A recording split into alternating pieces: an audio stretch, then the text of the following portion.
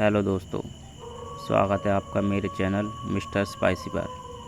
तो बिना time waste करते हुए स्टार्ट करते हैं आज की स्टोरी। यह कहानी एक छोटे से गांव की है, जहां एक पुरानी और सुनसान चारपाई के बारे में लोग तरह तरह की बातें किया करते थे। कहते थे कि उस चारपाई में कोई आत्मा बसी हुई थी, जो रात को उस पर सोने वालों को कभी चैन से नहीं सोने देती थी। एक बार गांव में एक बाहरी व्यक्ति आया।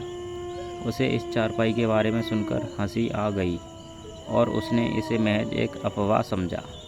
उसने गांव वालों की बातों को नज़रअंदाज कर दिया और कहा, मैं इस चारपाई पर रात बिताऊंगा, देखता हूँ क्या होता है। गांव वाले उसे बहुत समझाने लगे, लेकिन वह नहीं माना। आखिरकार गांव वालों ने उसकी जिद के आगे हार मान ली और उसे उस चारपाई पर रात बिताने की इजाज़त दे दी।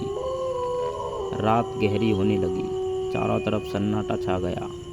वह आदमी उस चारपाई पर लेट गया और कुछ देर में सोने की कोशिश करने लगा, लेकिन जैसे ही उसकी आंखें बंद होने लगीं, उसे महसूस हुआ कि चारपाई खुद ब खुद हिलने लगी है। पहले तो वह सोचने लगा कि यह उसका वहम है, लेकिन फिर चारपाई ज़ोर ज़ोर से हिलने लगी। डर के मारे उसका पसीना छूटने लगा। उसने उठने की कोशिश की, लेकिन मानो कि किसी ने उसे चारपाई से बांध दिया हो। वह चिल्लाना चाह रहा था, लेकिन आवाज़ गले में ही अटक गई। तभी उसे एक सर्द सी हवा का झोंका महसूस हुआ और कानों में किसी के हंसने की आवाज़ आई। वह आवाज़ इतनी डरावनी थी कि उसके रोंगटे खड़े हो गए। सुबह होते ही गांव वालों ने देखा कि वह आदमी चारपाई पर बेहोश पड़ा हुआ था।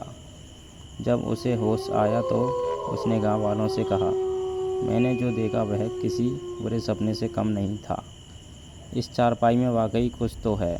उसके बाद उस चारपाई को गांव के लोग मंदिर ले गए और वहां के पुजारी से उसे शुद्ध करवाया। फिर उसे गांव के बाहर फेंक दिया। कहते हैं उसके बाद से चारपाई कभी नहीं मिली, लेकिन आज भी जब उस घटना की बात होती है तो गांव वाले कांप उठते हैं। तो दोस्तों, कैसी लगी हमारी आपको आज की स्टोरी? तो मिलते हैं अगली स्टोरी में। बाय।